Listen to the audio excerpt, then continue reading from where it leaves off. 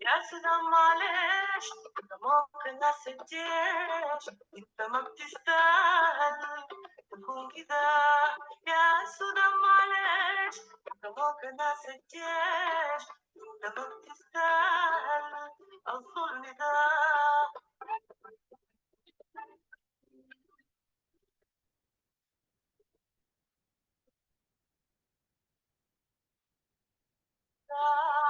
الليلة فيك مجاعة. All right, greetings, greetings. Hello, everyone. Hello, hello. Thank you so much for being here. We appreciate you being here. We are happy to have you here. And as we have heard Comrade Ajamu say before in the past, I will extend a West African announcement, attention grabber, if you will, where I will say a go and you will respond by saying a may. A go meaning I need your attention. Please give me your undivided attention. A may is the response for you have my attention. I am listening. So a go and you would say a may. Thank you so much for being here, you all. We hope that you all are safe, healthy, well, mentally, physically, spiritually, ideologically. We hope you're doing everything you can to maintain your best and highest level of ideological power and self so that you can change the world and make it a better place. That should literally be your goal every single day that you wake up. It should not be based on advancing the conditions of your own benefit, but it should actually be really considering how you can change this world and make it a better place.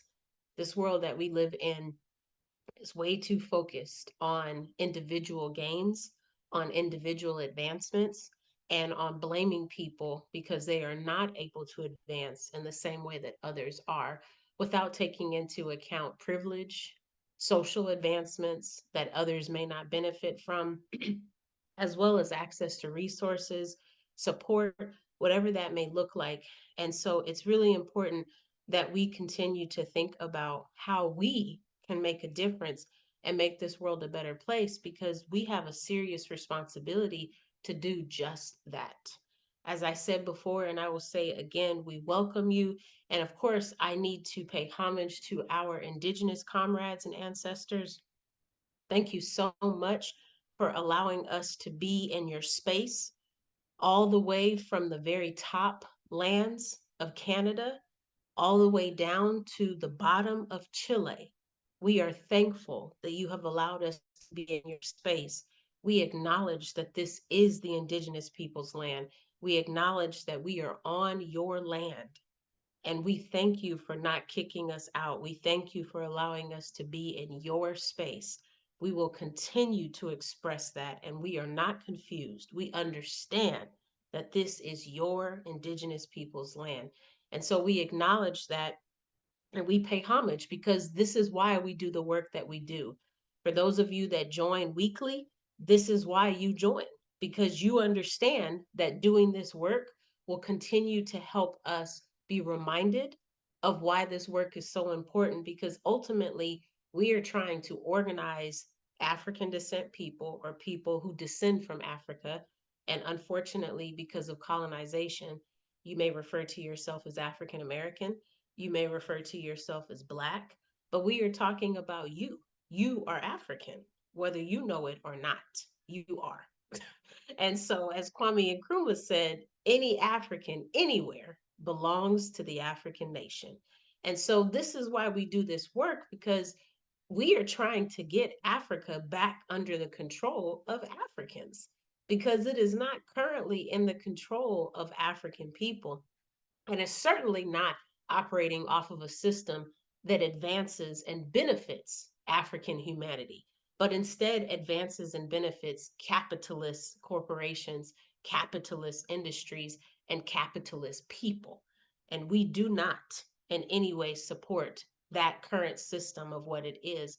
And so we are doing our ancestors' voices in addition to other broadcasts, in addition to in person as well as virtual live events, because we are trying our best to let African people everywhere know that you need to be in an organization that is working for justice. The sooner you can join an organization that's working for justice, the sooner we can help regain control of Africa and regain control of the resources that can be sold or exchanged for profit that can also benefit African people everywhere. And so you may ask yourself, well, she's talking about Africans. What does that have to do with indigenous people? Well, if Africans regain control of our land, then that's a win for indigenous people because we can then be in a better position to support them getting their land back.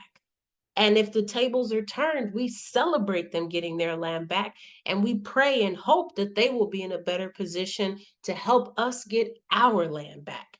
The same analogy goes for Palestinian people. This is why it is called Occupy Palestine, not Israel, but Occupy Palestine. This is also the same for Irish people who are under colonial rule from the British. It's the same for Asian descent people who are under colonial rule from Spaniards and other folks that have colonized different parts of Asia. The list goes on and on. And we don't stop at colonization. We want all systems of oppression to be eradicated. We want homophobia to be eradicated. We want transphobia to be eradicated. We especially want patriarchy to be eradicated. We want white supremacy to be eradicated. This organization that is bringing you this webinar, the All African People's Revolutionary Party, does not want any system of oppression to have breath of life anymore. We want to terminate any system of oppression because systems of oppression oppress people. And we cannot and we will not tolerate that anymore moving forward. We are completely and 100% against that, especially as it relates to managing the conditions of a one unified socialist Africa. That is the All African People's Revolutionary Party's objective. We are fighting, as I said, doing this broadcast, doing other broadcasts this week at different times of the day. We are doing in person events as well as virtual events. We are doing everything in our power because we are a mass independent organization that is based out of Africa, fighting so that Africa can be free from colonial rule and fighting so that we can have what we need so that we can regain control of our resources. So, as I said before, the All African People's Revolutionary Party is a mass independent organization where we believe that Africa should be one unified socialist Africa. That means that we understand that part of the colonial despair is that colonial rule has divided out our beautiful continent. And we understand that under one socialist rule, we would be helping to turn over all the colonial decisions so that we again can regain control of how things are operating, how things are navigating. And most importantly, we would relieve a system such as capitalism that is not human centered. And we would now bring in socialism with the intentions of moving to communism one day. And so we understand that this webinar is brought to you by the All African People's Revolutionary Party. And we also understand that we have a responsibility to not just African people everywhere, but as I said, oppressed people everywhere. So that's how it's all connected. And this is why we do these webinars each weekend. This is also why we're doing other work. This is why we're doing virtual work because we're trying to reach more people. This is why we're doing in-person work because we're trying to reach more people. This is why being in an organization that is working for justice is going to help change and advance the conditions of people everywhere. And if you recall, when we first started, I said to you, you should be waking up every day trying to change the conditions of people everywhere. You should have the objective of making this world a better place. And if you join an organization that's working for justice and you meet other people who have that same objective, just imagine how powerful your organization could be. Just imagine that for just a second. This is why we do the work. This is why we do the work.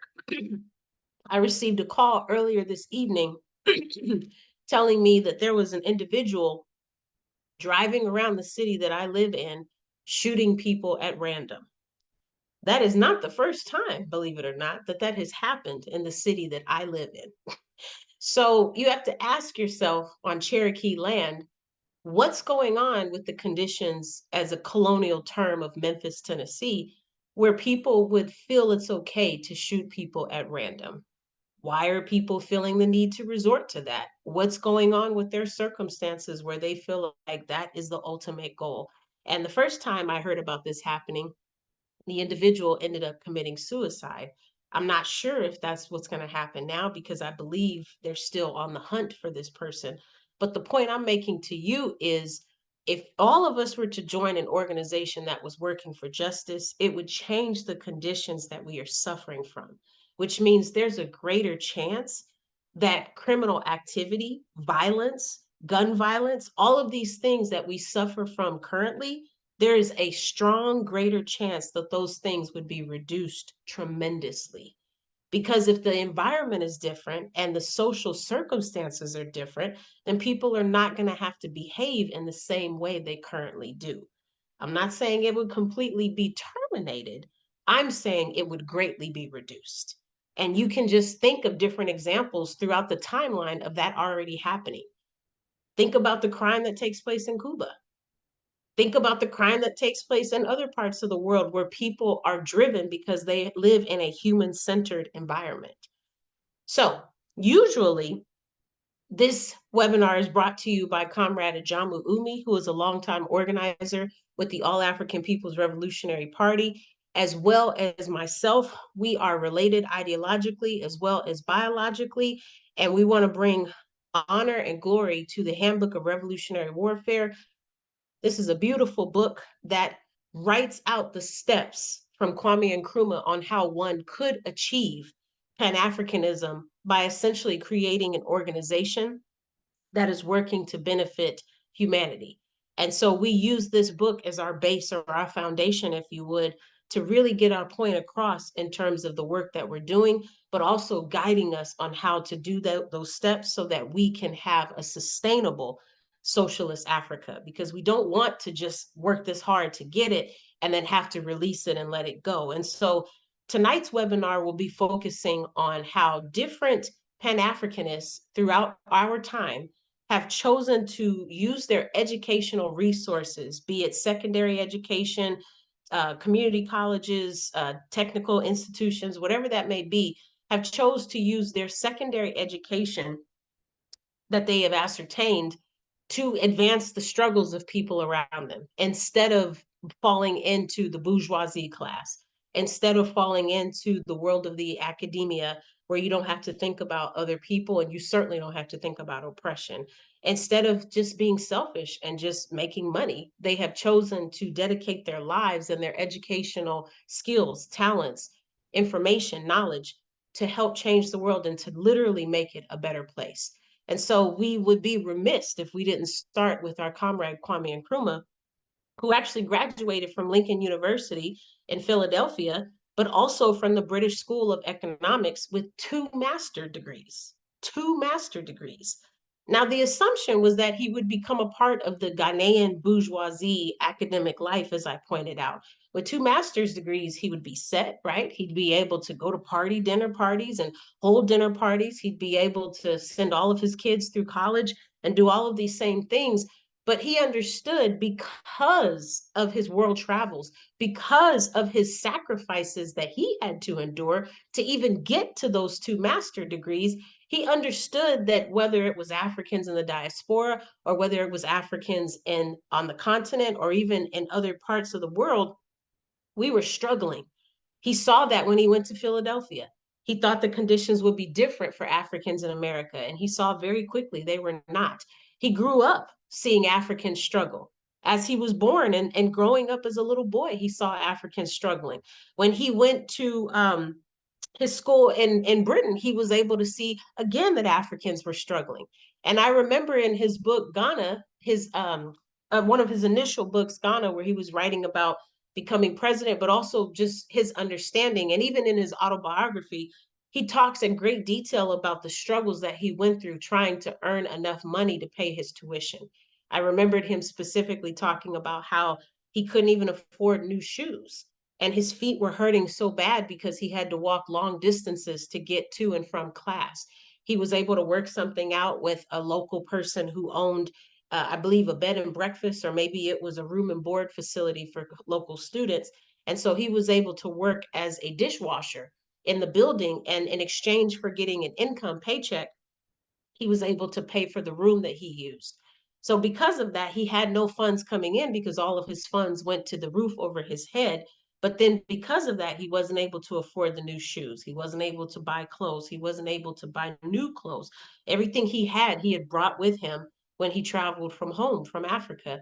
And so just thinking about this in more context, there was no reason that he would have wanted to become a bourgeoisie academic scholar, because he wanted to instead use his scholarship to advance the struggles of African people. As I just pointed out, he understood traveling around the world that we were struggling no matter what. It was the same common denominator no matter what. And so he opted to use his skills for African Liberation Day, excuse me, for African liberation, which would later become African Liberation Day because that was one of the events that one of the organizations he started hosts every year. But yes, for African liberation, period. And so, we give examples about him becoming the first president of Ghana. We also talk in great detail about how he fought along with so many other Ghanaians for Ghana's independence in 1957, March of 1957. He understood that Africa was a very, very rich continent from all of the different resources, specifically all around the continent, but even in Ghana, it was responsible for developing cacao. It was responsible for developing gold. It was responsible for developing coltan and cobalt.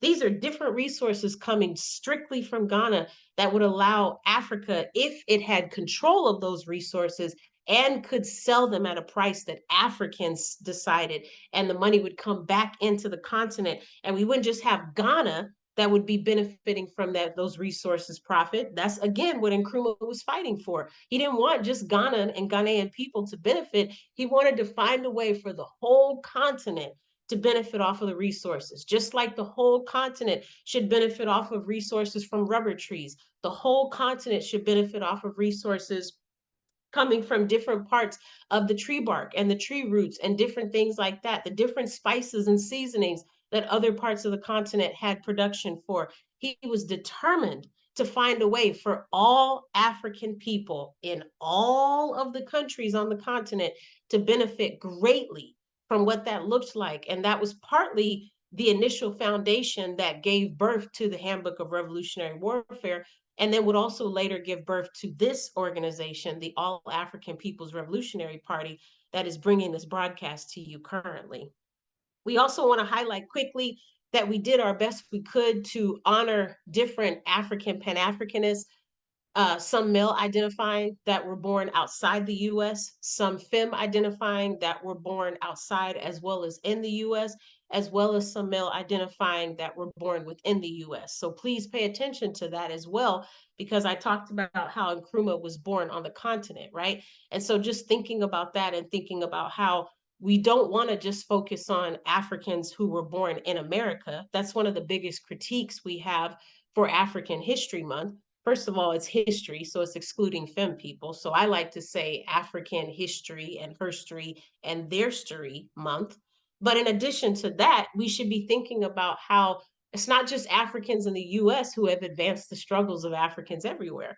It is particularly Africans on the continent who have fought neo-colonial people from taking over and making the conditions worse for people everywhere. Because anything that happens to Africa affects African people everywhere. Am I right? So because of that, we have a better understanding of thinking about how we don't celebrate African History Month. We celebrate Africans everywhere, especially those doing the work on the continent, and especially those who were in organizations working for justice. Not to diss our comrade Garrett Morgan for creating the traffic light, not to diss our comrade who created the golf tee, not to diss Madam C.J. Walker for the work that she did with hair care products, but some of these Africans were individualistic because they suffered from capitalism. Whereas we're trying to make the argument that we can't suffer from capitalism if we're trying to advance the conditions of people everywhere. Because capitalism doesn't care about people, it cares about money. And it cares about private corporations continuing to make money. So we understand that there's some contradictions involved with that. And we understand that we are intentionally going to celebrate Africans everywhere who have done the work and who are doing the work to advance the struggles of all of us everywhere. Without them, we would not be here. I guarantee you things would be very different if some of the Portuguese or some of the British or some of the French had actually won those wars and been able to take or regain control of the countries that they once dominated. So we honor them and we thank them, and we continue that conversation with our comrade Ruby Doris Smith Robinson, a Spelman College scholar. I mean, I'm just like, come on, Comrade Ruby, graduated from Spelman. Let's go. But Ruby Doris paused her studies to become one of the Student Nonviolent and Coordinating Committees, or as you may know it as SNCC, national directors, you all. This comrade became a national director, national, meaning this comrade had opportunities to talk to people all over the US as a Student Nonviolent Coordinating Committee director. Early 20s. This comrade was in their early 20s when this happened. I mean, I don't know what you were doing at your early 20s, but I certainly was not a national director of an organization that took a very open approach to, being anti-war and having an anti-Zionist approach and whatnot. We can just thank so many people for that. And we think about how this looked in terms of what that could be. And so we understand that Comrade Ruby vocalized in the Student Nonviolent Coordinating Committee against patriarchy. Somebody's got to do it. And we really think that it should be non-fem people, but that's okay. We will take what we can get and we'll learn from it and grow. And hopefully the male identifying people listening to this webinar will start to think more about how they can use their privilege to argue against the downfalls of patriarchy. This comrade also argued about how we need to fight against white dominance. And the Student Nonviolent Coordinating Committee, I'm just not sure how many folks were talking like that at that time. And so the struggles that came with that, right? Because to argue against white dominance and patriarchy requires a lot of thought. It requires a lot of bravery. It requires a lot of evidence. And to really help people understand how all of this is connected, right? A lot of people understand that racism is bad, but I don't know if they really understand that racism is tied to white supremacy. I also don't understand I don't really know if they understand that white supremacy is a system, just like racism. So a lot of times, people will tell you, I am not racist. People will tell you that. And I always try to tell them, well, you're the product of a system that perpetuates and promotes it. So you may be behaving in a way that the system has propagandized you to believe is appropriate. You may not know that you were doing these acts that define that, but that's exactly what the system will teach you is perpetuated. So it may not be your intentional goal, but it's still a product of the system. Just like I am impacted by the patriarchal system. I don't myself believe that I'm patriarchal, but I think that the system has taught me to promote and perpetuate patriarchy because it's a system. It's something that you're born into. You don't really have the means to change it unless you join an organization that is working for justice, and together we take it down, which is what we're trying to do. But I think about patriarchal things all the time, and I have to check myself. As a femme person who is anti-patriarchal, I perpetuate patriarchy because it's a system. I was born into it. My grandparents had it. My parents had it.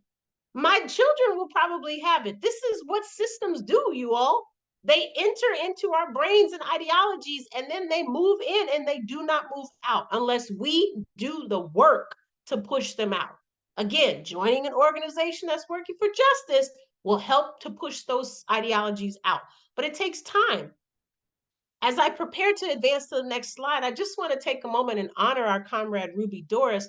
As I said, this comrade became a national director in their early 20s, but what I did not share with you was that unfortunately in 1967, they died of cancer at the tender age of 25. And this comrade was definitely femme presenting and was born within the US. And so just thinking in more detail about the work, thinking about the advancements of health, thinking about how they probably were not able to get the help that they needed to maybe identify the cancerous cells earlier in their life, and just all of that that comes into it. I also wouldn't be surprised if the cancer was introduced into Comrade Ruby, because the FBI has every reason to try to stop the work that our comrades are doing. And so just thinking in more detail about that, may they rest in power. And so as we keep going, we can think about our comrade Frantz Fanon. I did not know this. Did you all know this comrade earned two PhDs? One in psychology and one in medicine. I mean, how amazing is that? Two PhDs in psychology and medicine. And Fanon wrote countless books on the ongoing impact of colonization, as well as ways to resist and fight to destroy it. This is unlike the will of the people. He understood our will was strong and we were resilient. This is why he continued to write books about ways that we could fight and advance, because he wanted us to believe that we had the power to change our conditions. You see in the image there, they've got the image on the wall. I can't think of what it's called right now, sorry, but they've got this very encouraging message on the wall that says down with colonialism and imperialism. And so just thinking in more detail about how Dr. Fanon really pushed against the quest. Again, like Nkrumah, with two PhDs, he could have been set. He could have had his, white picket fence and his family and his 2.5 children. He could have had his Mercedes S-Class. He could have been good, right? But that's not what he wanted. He pushed against that quest for personal wealth. He began traveling. He was actually born in the Caribbean, Martinique, and he traveled to Algeria because he wanted to demonstrate Pan-Africanism by helping to play a major role, and you guessed it, the Algerian Revolution. So he helped Algeria to fight and to resist colonialism. And he also made some efforts to help Algeria become independent. And so this is how we think about this, because even with his efforts with the Algerian Revolution, that had a direct connection to the continental Pan-African movement. This is why we know of Dr. Fanon's name, because of the work that he was doing in Algeria, as well as all of the books that this comrade has published over the time that he has been on this earth, trying to get information out so that we can understand not only are there benefits to fighting colonialism, but these are the steps one can take to do so.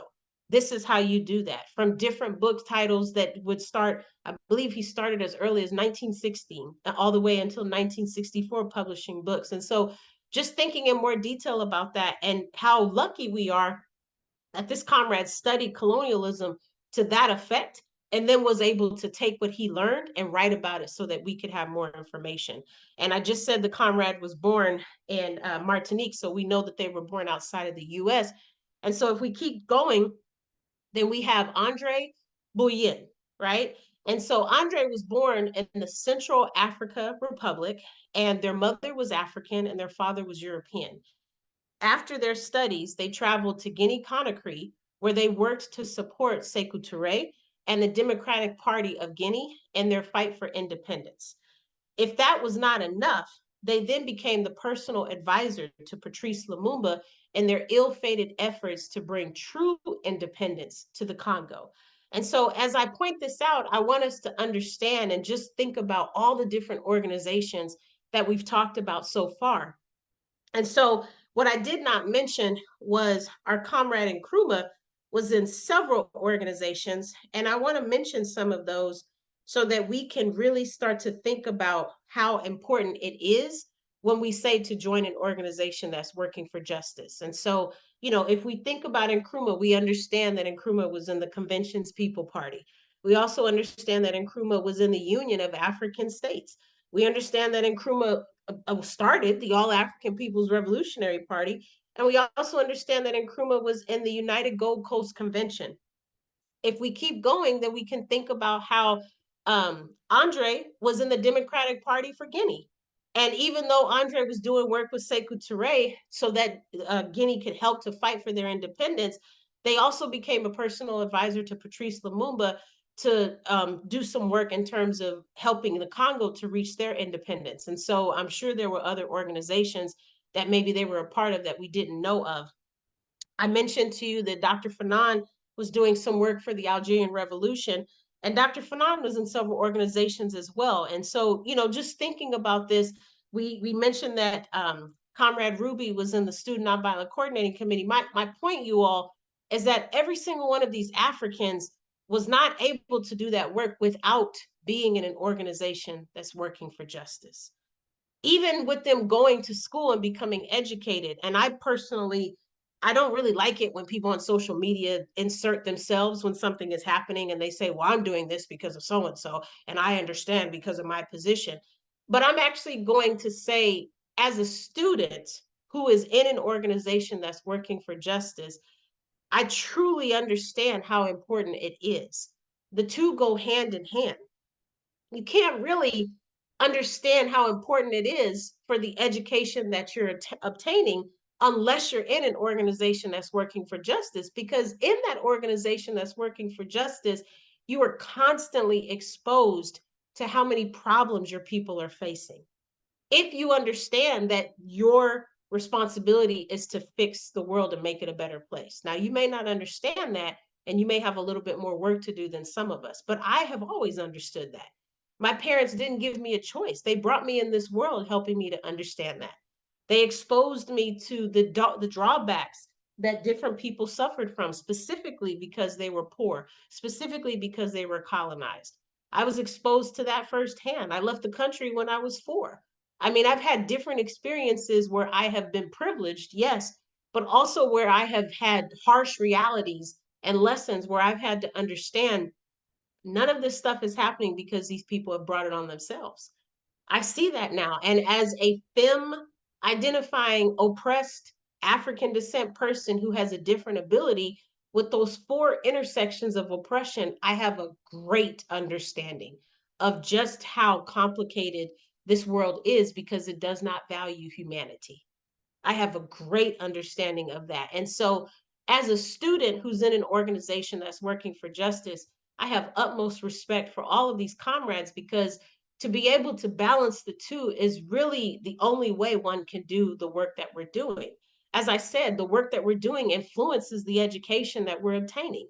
And then it makes us more stronger and it makes us more better because we understand that we need all the hands on deck that we can get to help advance the struggles and to make this world better. I'm not getting a degree in computer science, but I hope that whoever African is, I hope that they will join an organization that's working for justice because we need to understand computers if we're going to be broadcasting these virtual events.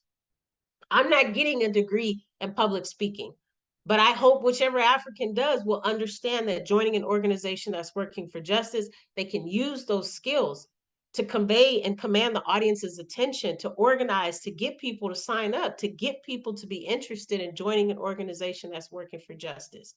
I am earning a degree in health communication, and I plan very much so to focus as much as I can on advancing the health inequities, the health disparities that my African people are suffering from. It gives me great pleasure to do this work because I am humbly trying my best to make a difference so that no more Africans have to die and suffer, especially if I could have done something to help with that. I am fighting against colonialism and capitalism because I understand that our people deserve a better life. We deserve to be healthy. We deserve to live long, long periods of time. And colonialism and capitalism are some of the biggest threats when it comes to us dying sooner. So I'm working really hard to do that. And I understand that, again, being in an organization is going to help me attain the goals I need so that I can do that. It's already helped me tremendously. It's increased my political education so I have a better understanding of what's going on the continent, what kind of health resources we have. It's exposed me to how amazing Cuba has been in terms of their public health advancements. And it's allowed me to see the connection of how we could potentially work together and use some of Cuba's resources to help get more mass people to achieve healthier outcomes. So again, being in an organization that's working for justice is literally the intersect that you need to change the world and make it better. You can't do it by yourself, and you should not have to. You should want to be in an organization that's working for justice because you need help, and that's okay. Help is where we're going to be able to foster each other. Help is where we're going to be able to grow. Help is where we're going to be able to understand that all of this is not for nothing. All of this matters because we all have a responsibility, and being able to push that responsibility out, execute that responsibility, make our ancestors like Andre proud. How humbling is that? How humbling is that to know that this comrade's life was not in vain? How humbling is it to know that our comrade Ruby didn't just die at 25 for no reason? To know that as they're rolling over in their grave or as their ashes continue to be spread, that they can know that the work is continuing, that they can know that we are still making a difference, that they can know that we understand the work and the sacrifices that they did, and we will continue because they have passed the baton to us and we understand we need to step up to the plate. No one is going to save us but us, right? So if we continue on, then we can think about how all of these people have done what they've done for us. If we continue on, then we can think about our comrade W.E.B. Du Bois, right? So W.E.B. always had a knack for helping to advance the conditions of African people. As a matter of fact, I went to the American Public Health Conference a couple of years ago. I think this was before quarantine, so it was probably 2019. And I was really surprised, you all, because I was attracted to this session called 1492, Occupy Palestine. And I was like, at a public health conference? What's going on? So I went to this session and it was led by Palestinian people who were talking about the impact of them having their land be stolen from them and what that looked like in terms of health outcomes, which was so interesting. And so I really enjoyed sitting in that space. But they actually talked about how they wanted to pay homage to W.E.B. Du Bois. And I was like, what? And they went on to say that, the conference took place in Philadelphia. So they went on to say that, they were looking at how different scholars had used their education, their privilege to advance the research in terms of helping more people to draw attention to some of the issues people were facing. And then they cited the Philadelphia Negro. And I had never researched that particular study. I didn't know anything about it. So they talked about it in this session. And I grew to understand more about the work that Du Bois was doing in terms of really trying to understand not just the social conditions that African people faced in Philadelphia, but also the epidemiological social conditions, which was so interesting to me. Because if you know anything about epi, or as we say in public health, epidemiology, then you know it focuses on studying how diseases are transmitted. So when we think about people who are sick, we would say, well, how did this disease get transmitted? Was it patient zero, meaning the first person who was able to transmit it? That's always been the focus. I have never taken a class that did not focus on that part of epidemiology. But it was in this session that I was introduced to social epidemiology, which I had never heard of before. Well, social epidemiology studies how white supremacy impacts your health. It studies how racism impacts your health. It studies how colonialism impacts your health. And I just was blown away when I learned that, because they were saying that it was Du Bois who had kind of helped to evolve that specific area of discipline.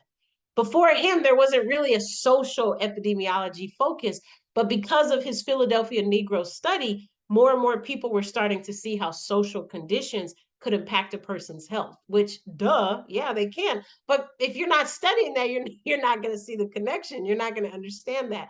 So I just appreciate Du Bois because it's because of him that we have social epi, where we can say that white supremacy is a direct impact of high blood pressure or stress or migraines or whatever that may be.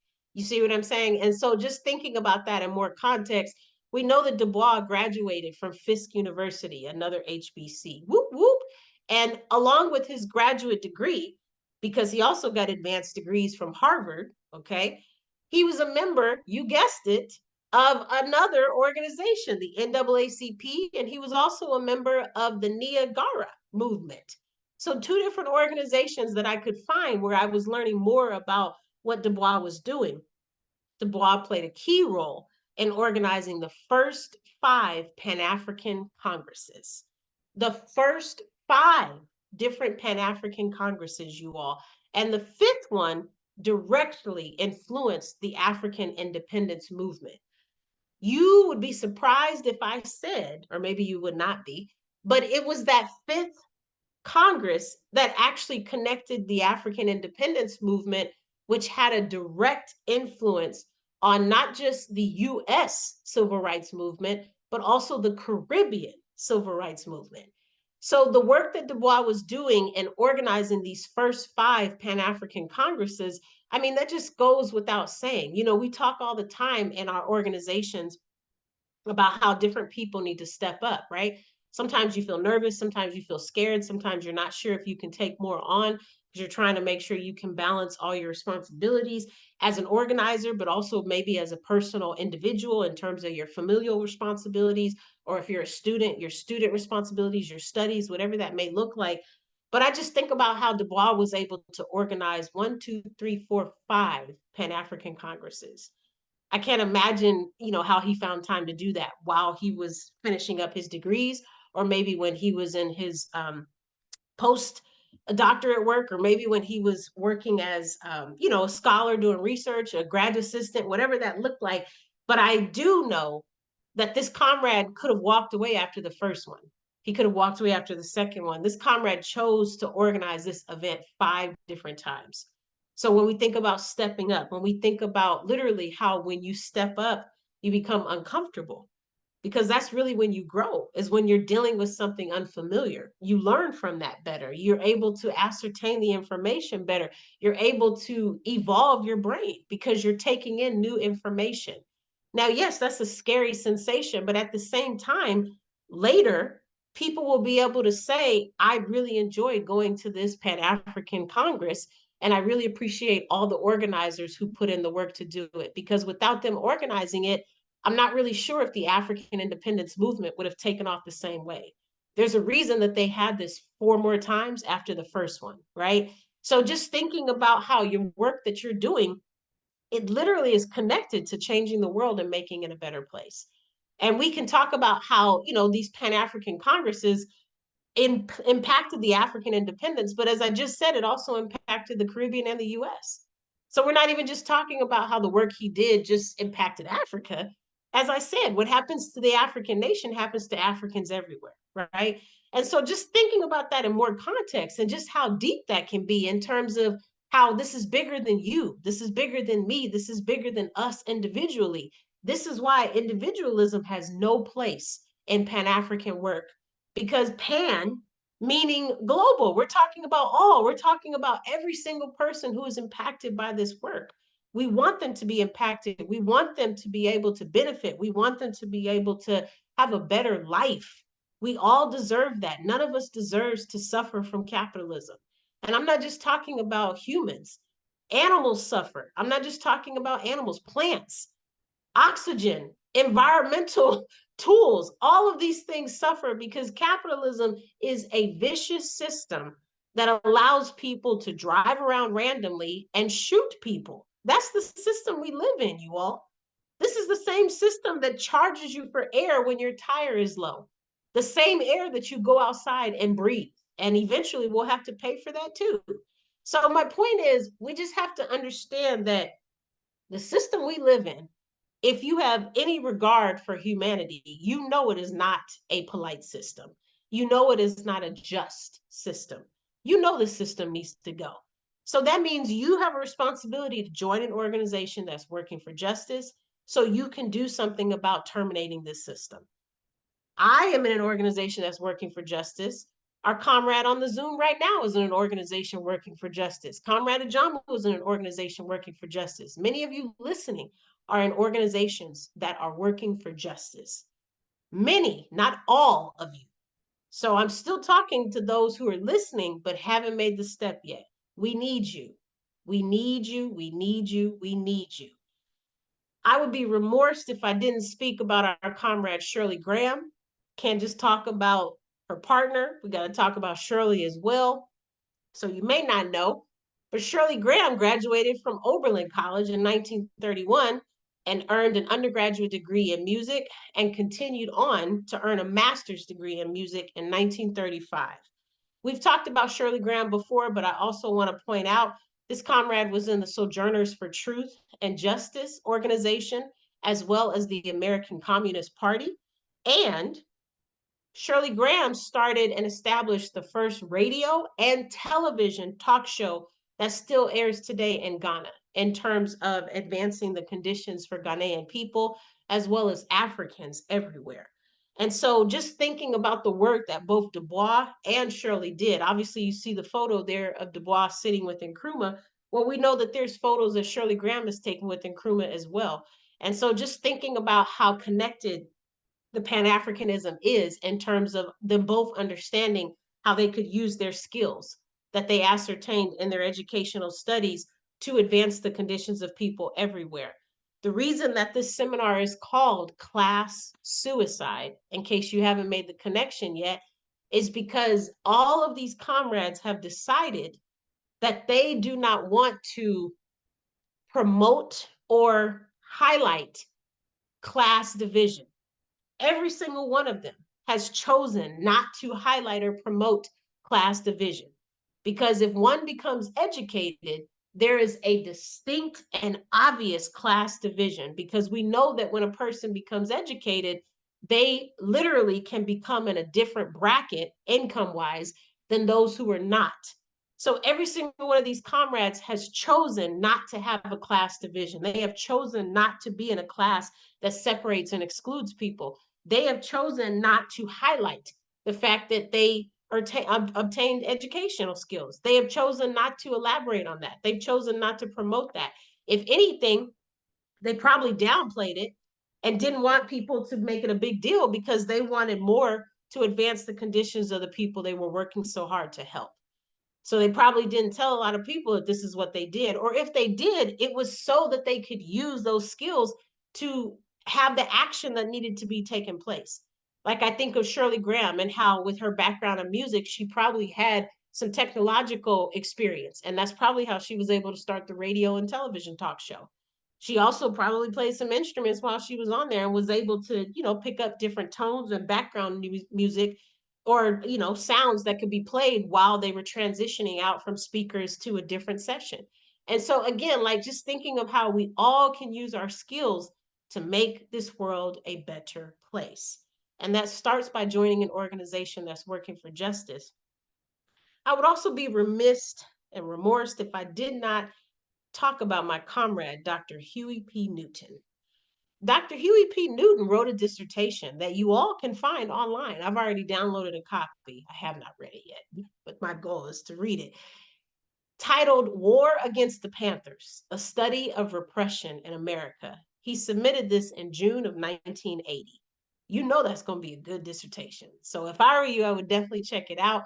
Obviously, we know that Huey P. Newton was a huge foundational member of the Black Panther Party. Again, another organization that is working for justice. And in addition to his work with the Panthers, as I told you, the work that we do in the organization influences our educational needs. So what was his dissertation about? His experiences as a Panther. That's exactly what he wrote about. His experiences as a Panther and the Panthers' organizational tumultuousness that they navigated through because the system and society was trying desperately to tear the organization down.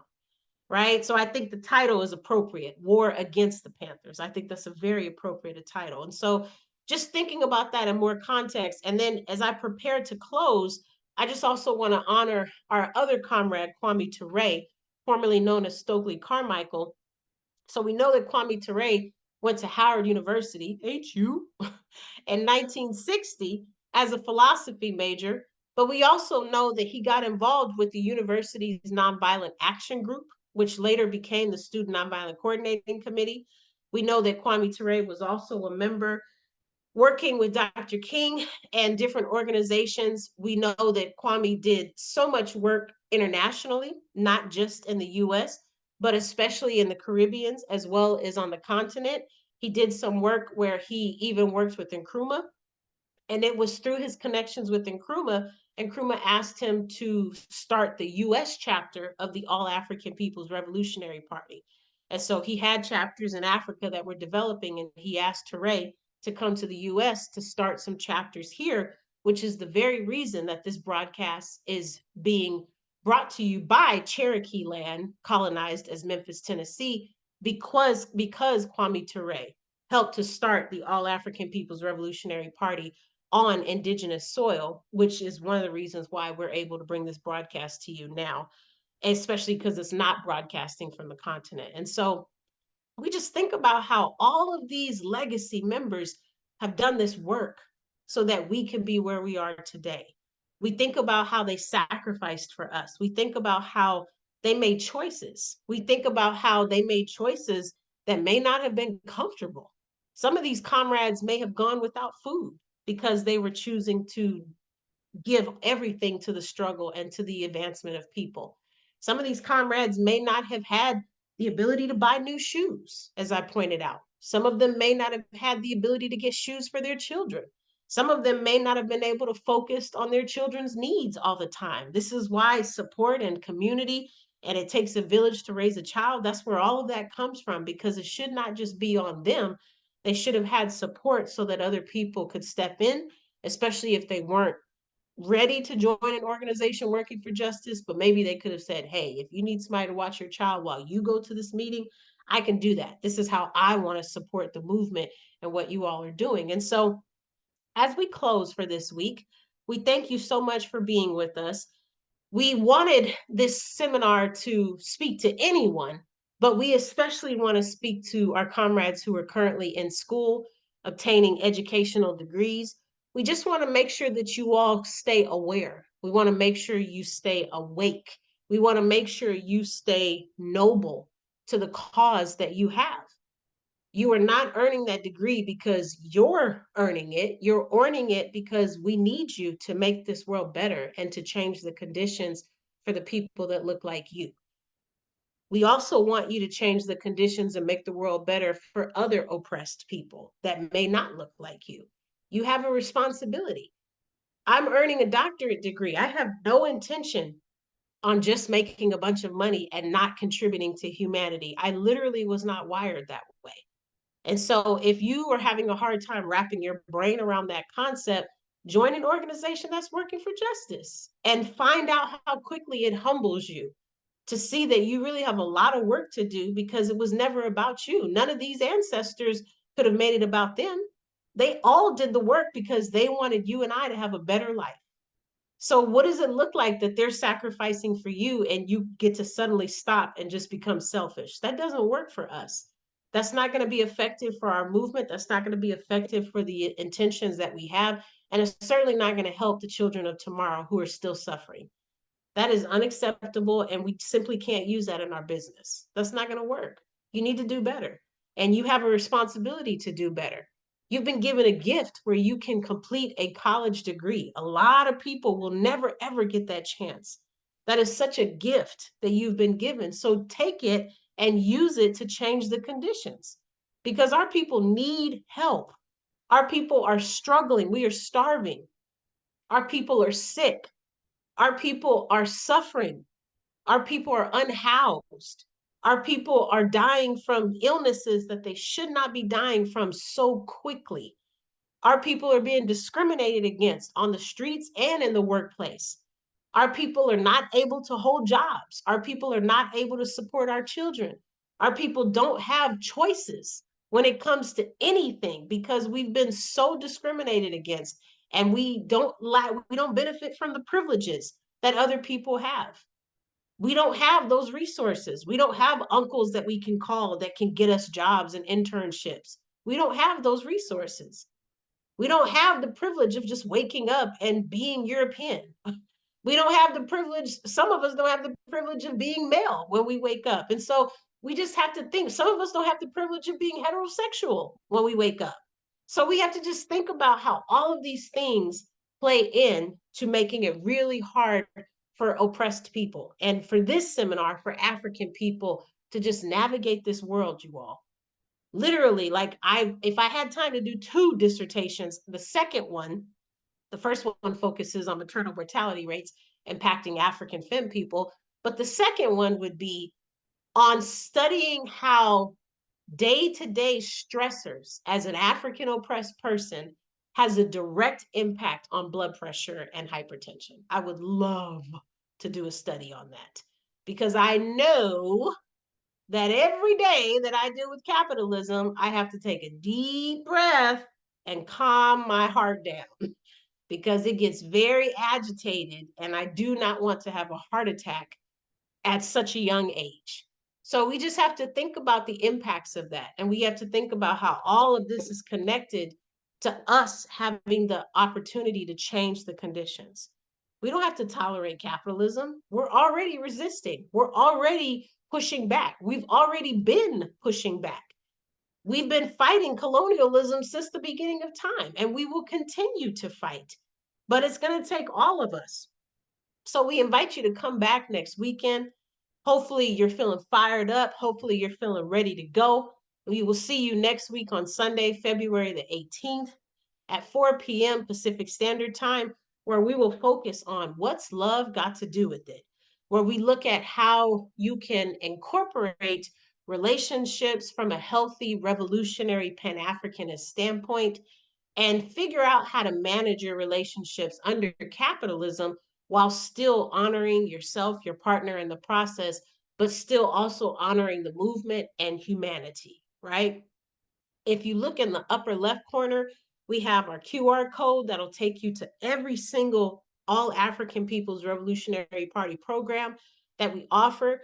We have our Forward Ever shop. We are still selling our African period t-shirts and sweatshirts. We welcome you to come and support us. For some of us, we're still living in some colder climates, so it's a great sweatshirt to wear when you want to stay warm. We also want to highlight our hoodcommunist.org, our comrades website that you can check out to get updated articles that are being written weekly about things happening in the world, things happening on the continent, as well as in other countries that we are identifying as our sibling countries of what's going on. Also, don't forget to check out www.abetterworld.me if you're interested in reaching out to Comrade Ajamu, or if you are interested in joining an organization that's working for justice and you are African, you can visit that website and we'd be happy to guide you on the steps to take so that you can join. If you're not African, you can still reach out to Comrade Ajamu through that website, and we can give you some tools on how to start your own organization with other people that identify with the same background as you, so that we can get you started with some political education so that you can go from there. We're going to continue to bring attention to our other website. You can also visit www.aapr-intl.org. That is a secondary website and actually our international main website, where it has tabs that you can visit if you are ready to join the All African People's Revolutionary Party and you are African. So feel free to join that as well. We're going to continue to think about our comrade Sekou Odinga. May they continue to rest in power. May we be with their families, sending positive thoughts and love to them, hoping that they have everything they need to navigate through this very tough and difficult time as we continue to mourn the loss of our comrade. I want to also bring to you all's attention in the upper right corner, we see the book Comrade Ajamu wrote, A Guide for Organizing Defense Against White Supremacists, Patriarchal, and Fascist Violence. This continues to be one of the best sellers. And as I pointed out at the beginning of our seminar, the Handbook of Revolutionary Warfare was written by Kwame Nkrumah. Well, Comrade Ajamu kind of upgraded the book and wrote this as a secondary piece to that first handbook, as a continuance, if you will, but also an updated version. Comrade Nkrumah was amazing and was so far into his time, but unfortunately, Comrade Nkrumah wasn't talking about patriarchy, right? He wasn't talking about fascist violence at that time. And so Comrade Ajamu was able to kind of take the handbook and kind of upgrade it, if you will, with this guide for organizing defense. So you can purchase these on Amazon. The soft cover, I believe, is $8, $8, $8 US. And so definitely feel free to check that out. Go to that link or page, and you can also type their name in and go from there. And then the bottom right is our QR code for raising books for Burkina Faso. So we're still raising funds so that our comrades in Burkina Faso can earn money to pay for books.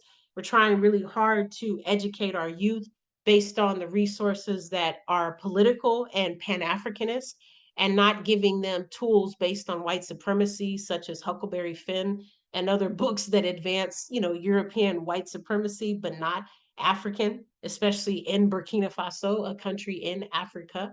So we thank you so much for joining us, you all. We hope that you stay safe, be well, look out for one another, join an organization that's working for justice. Think more about how you are going to change society and humanity. As I said, you should go to sleep thinking about that. You should wake up thinking about it. It should be on your mind all the time, because that's how you're going to decenter the individualism that you've been taught to promote. So continue to think about that. Continue to think about all the people who sacrificed for you to be sitting in the comfort of your space that you're in right now. And think about how you plan to sacrifice so that other people after you can sit in the comfort of their space because of the work that you have done. You have a responsibility to humanity, so don't waste it. Join an organization that's working for justice. Stay safe, and we will see you next week. Peace. Thank you, everyone.